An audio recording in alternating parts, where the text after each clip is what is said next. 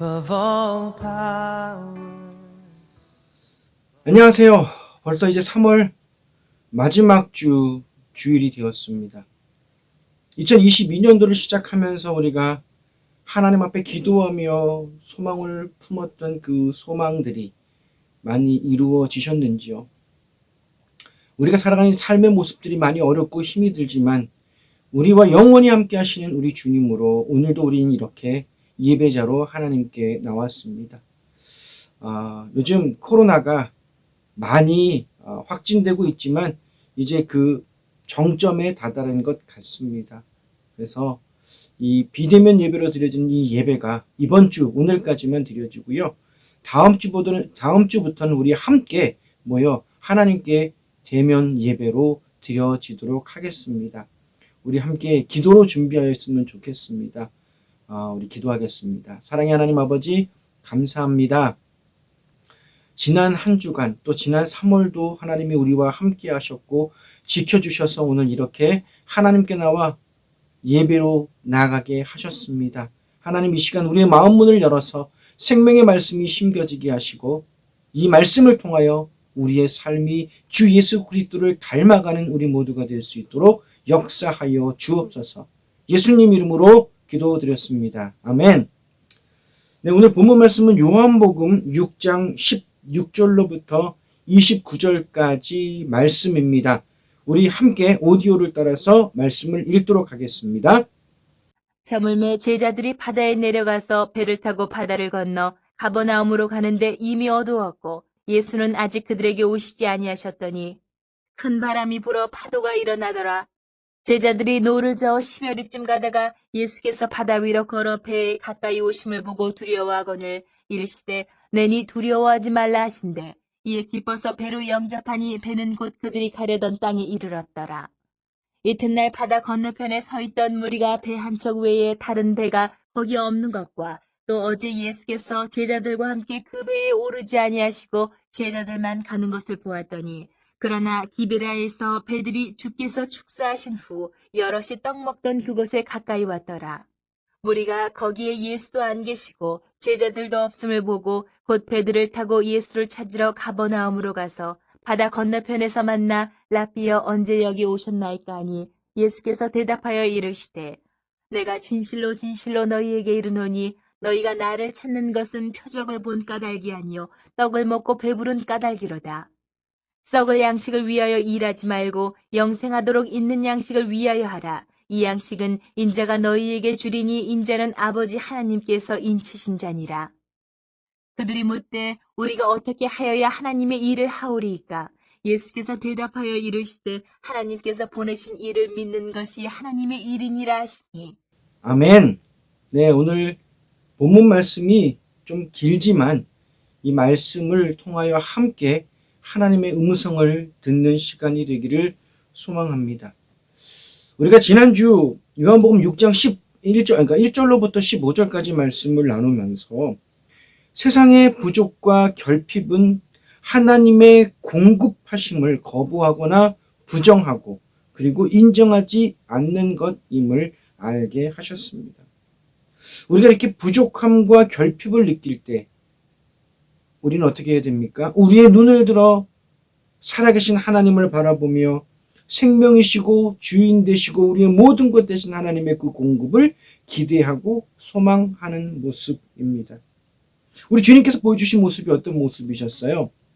비록 물고기 2마리와 떡 5개였지만 주님께서 눈을 들어 하나님을 바라보며 축사하신 후에 이 떡과 물고기를 나누어 주셨습니다. 우리 주님이 나누신 이 나누어 주심은 부족함이 없었습니다. 차고 넘쳤고 12광줄이나 남은 것을 우리는 볼 수 있었습니다.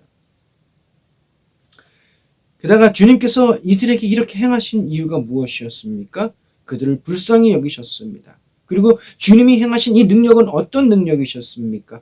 요한복음에 보면 주님께서 이렇게 말씀하셨어요. 아들이 아버지가 하신 것을 보고 그대로 행한다라고 말씀하신 것처럼 이 일도 하나님께서 행하신 그 모든 일들을 보신 아들이신 예수 그리스도께서 그 하나님께서 보여주신 그 능력 그대로 나타내신 것을 볼 수가 있어. 즉 하나님이 사랑하시는 것뿐만 아니라 이들의 모든 것까지도 다 책임지시고 공급하시고 부어주시는 하나님의 놀라우신 그 사랑이 바로 하나님이신 예수 그리스도를 통하여 이루어지게 하셨음을 볼 수 있었습니다. 이 모든 일들은 바로 사랑이었습니다. 그러나 이 큰 무리들은 주님의 이 사랑, 하나님의 이 사랑을 그렇게 경험하고 나서도 아직도 그들은 주 예수 그리스도를 세상적이고 정치적이고 사회적인 메시아로 삼으려 한 모습을 볼 수 있지요. 억지로 주님을 왕으로 삼으려 했던 모습. 그러나 주님께서는 이들의 모습을 이제 막으시면서 주님이 사랑하시는 이 제자들을 먼저 배에 태워서 가버나움으로 보내셨습니다. 그리고 큰 무리를 떠나 우리 주님께서는 홀로 산에 올라가셨다고 말씀합니다. 우리 주님께서 이렇게 재촉하여 제자들을 큰 무리들과 떼어놓으려고 했던 이유가 무엇이었을까요?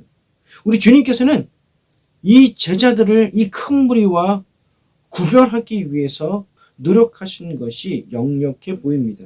마태복음 14장 22절에는 예수께서 즉시 제자들을 재촉하사 자기가 무리를 보내는 동안에 배를 타고 앞서 건너편으로 가게 하시고 라고 말씀하시고 있고요. 마가복음에는 예수께서 즉시 제자들을 재촉하사 자기가 무리를 보내는 동안에 배 타고 앞서 건너편 벳세대로 가서 가게 하시고 라고 말씀을 하고 있다라는 거예요. 왜입니까? 이 큰 무리들이 갖고 있었던 잘못된 예수 그리스도에 대한 신앙, 예수 그리스도에 대한 생각들을 이 제자들이 전염되지 않게 하기 위함이었습니다. 그래서 우리 주님께서는 친히 이 제자들을 배에 태워서 이제 건너편으로 보내신 것을 볼 수 있습니다. 그래요. 주님께서 이렇게 이 큰 무리들, 잘못된, 예수님에 대해서 잘못된 생각을 갖고 있는 이 사람들과 이제 구별하기 위해서, 떨어뜨리기 위해서 이렇게 재촉해서 배를 보내셨는데, 이 일반적인 시각으로 볼 때 이 배가 출발한 시각이 늦은 시간이었습니다. 그래서 이미 출발할 때부터 어두운 때였고요. 그리고 또 하나는 이 배가 가는 이 갈릴리 호수, 이 바다에 큰 바람이 불어 큰 파도가 일어났다고 이야기합니다. 이 갈릴리 바다에 대해서 잠깐 우리가 함께 나누려고 하는데요. 지금 제자들이 가고 있는 이 배를 타고 건너가고 있는 곳이 갈릴리 바다입니다. 우리는 갈릴리 호수라고도 부르고 너무 넓기 때문에 갈릴리 바다라고도 하는데요. 이 그림에 보시면 이 갈릴리 바다의 길이는 약 13마일, 약 21km 정도 된다고 해요. 좀 더 정확히 말하면 20.8km 정도. 그리고 폭은 짧은 곳은 약 8km 정도 그림에 나와 있습니다. 같이 보시면 돼요. 넓은 곳은 약 12km 정도 되어 있는 아주 넓은 호수입니다. 그리고 이 해수면보다 210m 정도 낮은 내륙 분지에 위치해 있다고 합니다. 따라서 이 내륙 분지에 위치한 이 갈릴리 호수, 이 갈릴리 바다는 주위에 큰 언덕들, 높은 언덕들과 높은 산들로 둘러싸여 있습니다. 이 산들의 높이는 낮은 것은 서쪽은 낮은 곳, 서쪽은 600m, 동쪽 높은 곳은 약 1200m 정도가 된다고 합니다. 그리고 이러한 지형으로 인해서, 그러니까 쉽게 말하면 동서로 위치한 이 계곡으로 인해서 매일 오후에 지중해, 그러니까 서쪽에 있는 이 지중해로부터 이제 지중해의 공기가 유입이 되고, 이 지중해의 공기가 이 분지의 뜨거운 공기와 만나서 큰 바람을 일으키고 파도를 일으키게 된다라고 이야기를 합니다. 지금 오늘 제자들이 지금 만난 이 큰 바람과 이 큰 파도가 바로 이렇게 지형학적으로 만들어진 것으로 사람들은 이야기합니다. 그래요. 사실 이 예수님의 제자들, 이미 출발할 때부터 아무것도 보이지 않는 어두컴컴한 곳에서 상상할 수 없는 큰 바람이 불고 거기에 큰 파도가 불어 이 배는 지금 큰 위기에 빠져 있는 것을 볼 수 있습니다. 우린 여기서 이런 질문을 한번 던져볼 수 있어요. 분명히 예수님께서 직접 이 제자들을 이 배에 태워서 보냈는데 어찌 처음부터 이들에게 이토록 이렇게 힘들고 고통스럽고 위험한 길일 수 있을까라는 질문입니다. 네, 우리가 충분히 우리가 질문해 볼 수 있는 것이지요. 그런데 이 질문을 하는 우리들조차도 사실은 어디에 집중되어 있습니까? 이 풍랑과 파도와 그리고 이 어두움으로 고생하고 있는 이 제자들의 모습에 집중하고 있다라는 거예요. 그래요. 맞아요. 우리가 바라보는 이 시선처럼 지금 이 제자들도 어디에 고통하고 있냐면 지륵같이 어두운 그 상황과 그리고 지금 사방으로부터 불어오는 파도와 바람의 공격들입니다. 이들이 아마 혼신을 다해서 이 어려움과 이 위기에서 벗어나려고 노력을 했을 거예요. 아마 그 모든 힘을 다하고 모든 신경을 집중해서 아마 노력을 했었을 겁니다. 얼마나 이들이 그것에 집중을 했으면 그들이 스승이라고 부르는 예수님께서 다가오셨는데 유령이라고 보겠습니까? 마태복음에 제자들이 그가 바다 위로 걸어오심을 보고 놀라 유령이라 하며 무서워하여 소리 지르거늘이라고 말씀을 하고 있습니다. 오늘 본문인 요한복음에서도 이들이 세상적 어려움과 이 위협에 집중해 있었기 때문에 주님께서 바다를 걸어오시는 그 장면을 보면서 반기고 기뻐하고 환호를 부르는 것이 아니라 오히려 두려워했다고 말씀하고 있습니다.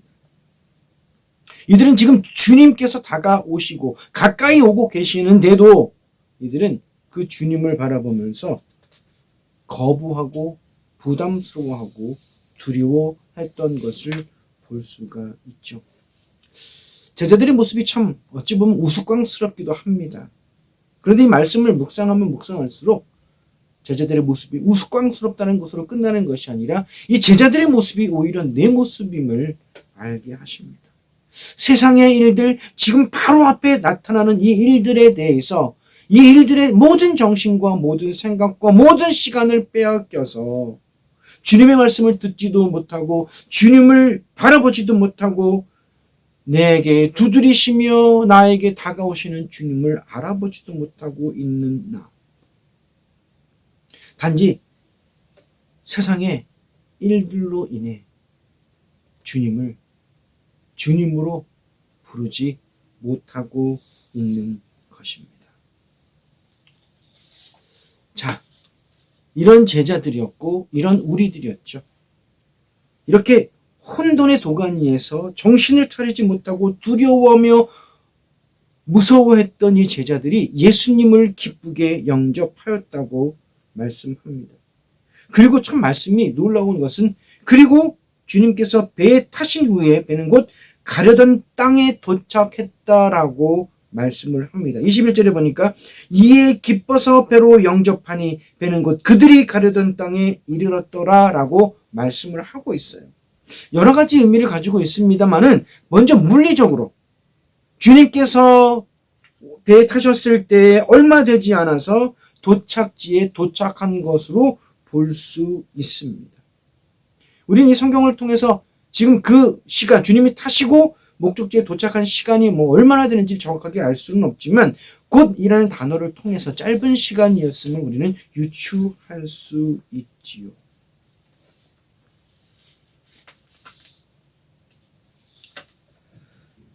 폭풍과 파도가 일고 있었고 이들이 혼란스러워서 당황하고 이들의 행동은 아마 중구난방이었을 것입니다. 왜냐하면 주님의 제자들 중에는 어부였던 사람들이 있었죠. 시몬 베드로, 요한, 빌립, 도마, 안드레, 야고보입니다. 주님의 12명의 제자 중에 6명이 어부 출신입니다. 그러나 이들은 자신들이 평생을 쌓았던 이 어부로서의 경험과 어부로서의 능력이 별 도움이 되지 않았던 것 같아요. 아마 제가 상상하는 건데, 아마 한 명이서 대장이 되어서 모든 걸 이끌었으면 이보다는 좀 쉽지 않았을까 싶은데, 모두가 다 각각의 경험을 갖고 있는 또 전문가인 어부들이니 아마 이들이 중구난방이었지 않았을까. 그래서 더 무섭고 두렵고 떨리지 않았을까 상상을 해보기도 합니다. 근데 이 마태복음과 마가복음에 오늘 이 요한복음에 나와 있는 이 이야기와 동일선상에 있는 말씀이 있는데요. 거기에 대한 말씀들을 볼 때 이 폭풍과 파도는 이미 이 제자들의 능력과 경험을 넘어서 있었습니다. 힘겹게 노를 저었으나라고 말을 하고 있거든요. 이들은 이렇게 힘겹게 노를 저어 정말 혼신의 힘을 다해서 노력을 했지만 목적지로 갈 수 있을지 그들은 장담할 수 없었습니다. 너무나 칠흑 같은 어둠이 있었기 때문에 어디로 가야 할지, 어디로 가고 있는지조차도 이들은 알지 못했을 것입니다. 그러나 주님이 배에 타셨을 때 이들은 곧 목적지에 다다랐다고 말씀합니다. 사실은 이 말씀에 참 많은 은혜를 받았습니다. 지금 상황이 큰 바람이 불고 큰 파도가 일고 모든 것들이 안 보이는 어둠 속이어서 정말 너무나도 힘들고 어렵게 의미 없어 보이는 이 행동들로 호적거린 것 같은 이 노젓는 행동을 하면서 이들이 했지만 지금 이들은 결과를 보니 그런 상황 속에서도 목적지를 향하여 항해하고 있었음을 볼 수 있었다라는 거예요. 우리 주님께서는 이미 이들을 그렇게 목적지로 인도하고 계셨다라는 겁니다. 그러나 이들은 주님께서 배에 타시기 전까지는 알지 못했습니다. 주님께서 직접 태워보내신 이 배가 세상에서 큰 바람을 만나고 큰 파도를 만나 뒤집힐 것 같고 넘어질 것 같고 죽을 것 같지만 이 배는 이미 도도히 목적지를 향하여 지금 가고 있었던 것입니다. 그리고 이들은 주님과 함께 목적지에 다다를 수 있었습니다. 우리의 삶이 지금은 정말 아무것도 아닌 것 같고 지금 우리가 주님 앞에서 잘 하지도 못하는 기도, 잘 드리지도 못하는 이 예배, 어찌 보면 정말 하나님께 온전히 드려지지도 못하는 묵상의 이 모습이 세상적인 시각과 우리의 부정적인 어떤 모습으로 볼 때에는 그냥 호적거리고 아무 의미 없는 것처럼 보여지고 어디로 가는지 어디로 가야 할지 알지 못하고 있는 우리의 이 지금 이 곤고한 상황, 이 어려운 이 상황 속에서도 오늘 본문 말씀을 통해서 우리에게 주시는 확고한 믿음은 무엇이냐면 지금 이 순간도 우리 주님은 우리와 함께 하시기 때문에 우리의 삶은 하나님이 원하시는, 주님이 원하시는 그 목적지를 향하여 도도히 가고 있다라는 겁니다. 큰 파도, 어떠한 파도가 와도, 어떠한 바람이 불어도, 아무리 앞이 칠흑같이 어둠이 있을지라도 주님이 우리의 주님이 되시고 주님이 우리의 하나님이 되시고 주님이 우리와 함께 배에 타셨기에 우리의 이 삶의 항해는 한치의 오차도 없이 목적지를 주님을 향하여, 하나님을 향하여, 그 나라를 향하여 우리는 가고 있습니다. 그 이튿날 주님의 놀라우신 능력을 경험했던 이 큰 무리들이 주님을 찾아 헤맵니다. 그들은 자신들의 배를 타고 주님이 계신 곳까지 찾아오는 것을 봅니다. 그리고 주님께 이렇게 묻잖아요. 라삐여, 언제 여기 오셨나이까? 라고 묻습니다. 이들에게는 아마 여러 가지 의문점들이 있었을 거예요. 배는 한 척밖에 없었고 주님이 그 배를 그 배에 제자들을 태워서 보냈고, 그럼 더 이상 배가 없는데 주님은 어떻게 오시는 거지? 이들이 주님에 대한 이해는 사실 세상적 이치, 세상적 상황, 환경, 지혜를 바탕으로 주님을 이해하고 주님을 알려고 노력했던 것 같아요. 근데 사실은 그래요. 우리가 세상적인 어떤 그 논리나 어떤 그런 것들로 주님을 내가 알려고 할 때 주님을 알 수 있습니까? 아니요. 주님을 더 모르겠더라고요.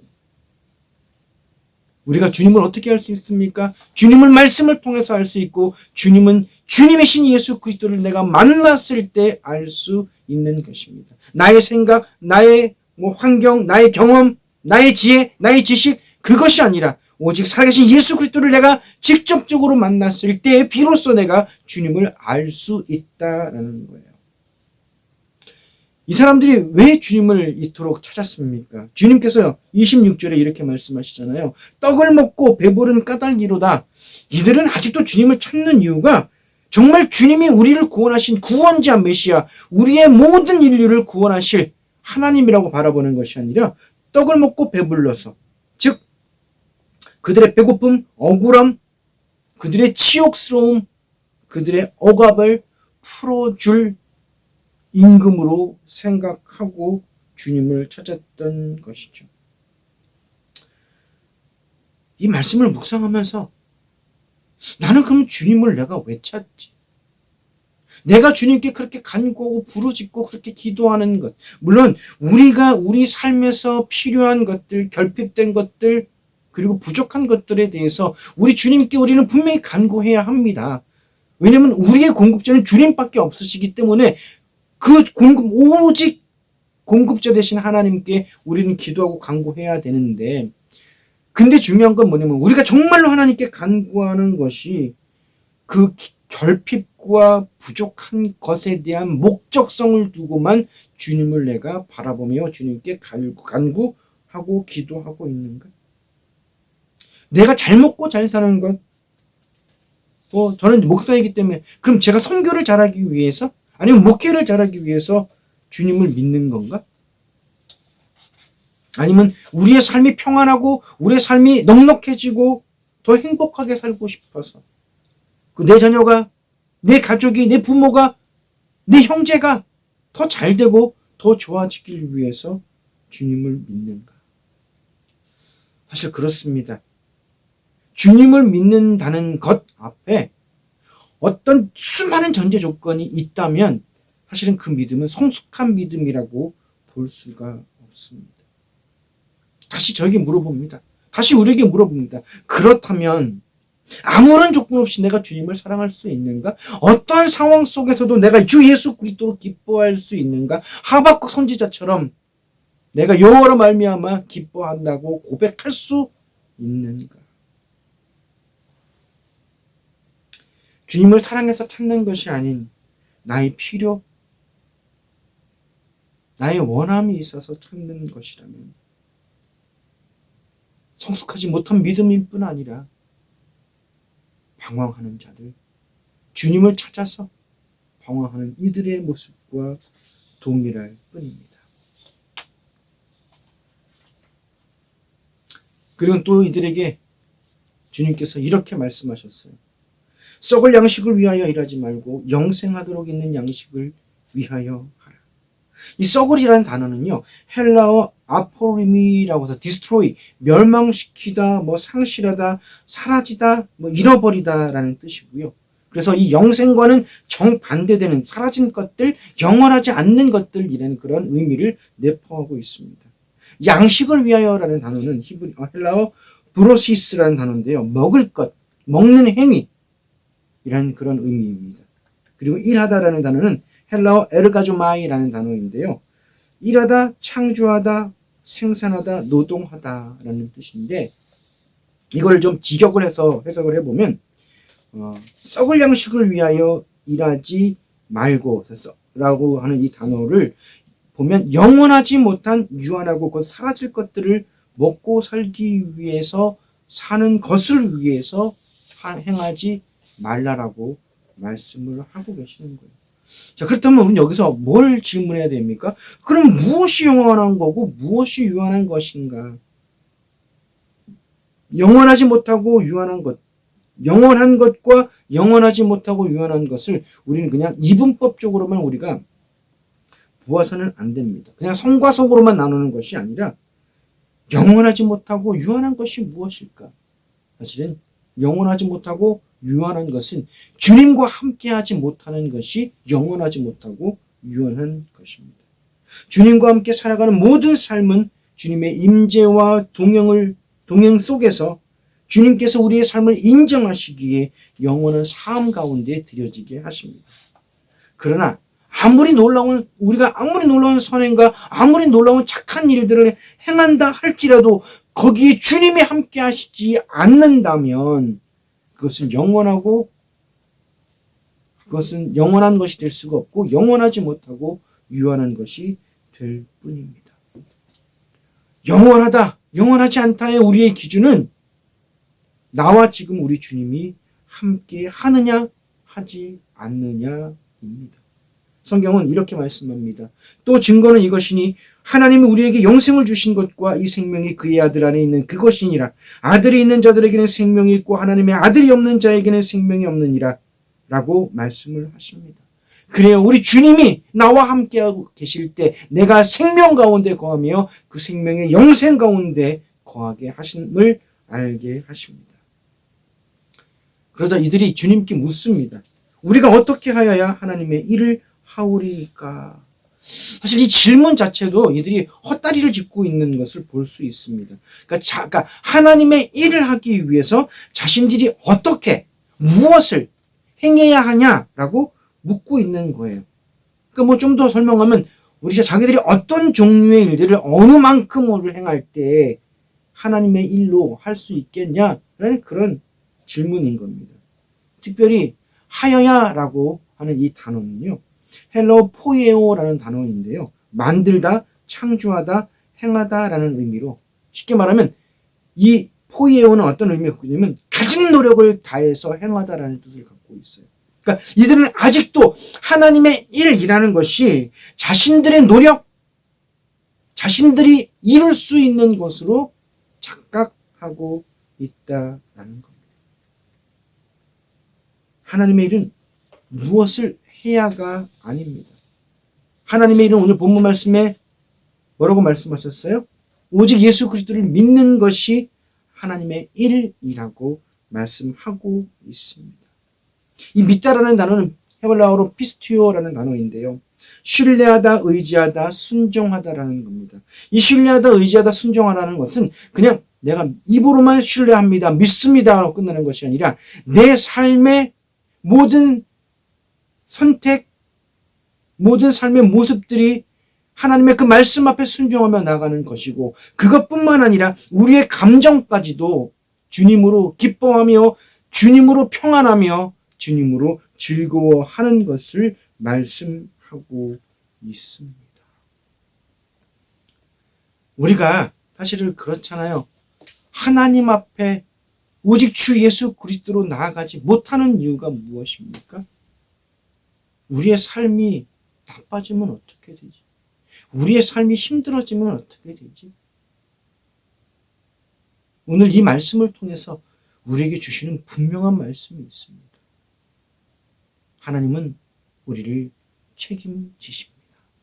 하나님의 그 책임은 말에 있지 않냐고 능력에 있습니다. 비록 우리가 지금 살고 있는 이 삶의 모습이 힘들고 어렵고 고통스러워서 아무것도 아닌 것처럼 보이고 또 세상에 있는 사람들이 세상적 시각으로 우리에게 손가락질을 하며 우리의 삶을 비판한다 할지라도 우리 안에 진정 예수 그리스도가 계시면 우리의 삶은 하나님의 책임 가운데 흘러가게 됨을 볼 수 있습니다. 오늘 이 제자들이 탄 배의 모습을 보십시오.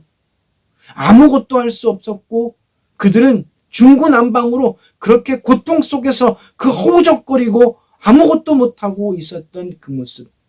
힘들게 노를 젓고 있지만 어디로 가는지 어디로 가야 할지 어떻게 해야 할지도 알지 못했던 그들에게 우리 주님께서 임하셨을 때 그들의 길이 지금 그 목표를 향하여 담대히 흘러가고 있었음을 보게 하셨다라는 거예요. 그러면 우리는 이 세상의 모습처럼 이 모든 환경과 상황을 연구하고 판단하고 계획하는 것도 중요하겠지만 더 중요한 것은 무엇입니까? 주님이 나를 이끄시는 그 계획이 무엇인지 아는 것. 더 중요한 것이 무엇입니까? 주님이 나와 함께하고 있는지, 주님이 나의 이 인생의 배에 주인이신지를 내가 시험하고 확증해야 한다라는 거예요. 사실은요, 이 말씀도 우리가 참 잘 고백하고 묵상해봐야 하는 게 뭐냐면, 내가 살아가는 나의 이 삶의 이 배에 주님이 임하시는 것이 아니고요. 원래 이 배의 주인은 주님이셨습니다. 이 배의 목적도 주님이 결정하신 것이고요. 이 배를 이끄시고 인도하시는 분도 주님이시라는 거예요. 사실은 주님이 우리와 함께 하셔서 우리가 더 그 말씀 앞에, 그 은혜 앞에 인도하심 따라 우리가 살아가게 되는 것이지만, 주님이 지금 당장 내 앞에 보이지 아니하신다 할지라도, 지금 내 앞에 폭풍우와 어둠과 그 큰 파도가 몰려온다 할지라도, 이미 주님은 나의 하나님이시고 나를 구원하셨기에 나의 인생에 하나님이 주님과 함께 살아가게 만드신 나의 인생의 배는 지금 천국을 향하여, 그 나라를 향하여, 주님을 향하여 나아가고 있다라는 겁니다. 우리 정말 주님을 믿었으면 좋겠습니다. 저부터 정말 주님을 믿었으면 좋겠습니다.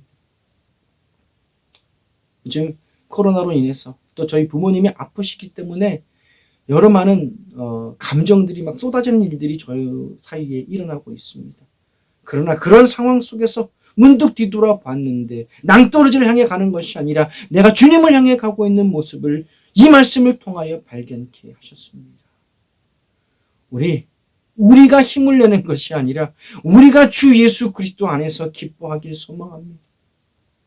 우리가 허우적거리는 모습들, 우리가 아무 의미 없어 보이는 그 모습들조차도 우리 주님은 주님의 계획대로, 주의 말씀대로, 주의 은혜대로, 주의 뜻대로, 하나님의 뜻대로, 주 예수 그리스도를 믿는 것으로 하나님의 일을 감당하며 살아가게 하십니다. 우리의 삶은요, 모든 것이 하나님의 일입니다. 주님을 믿기 때문입니다. 우리 더 담대히 주 예수 그리스도로 이 땅에서 살아가는 우리 모두가 되시길 주님 이름으로 축원합니다. 우리 다 같이 기도하겠습니다. 사랑의 주님 감사합니다.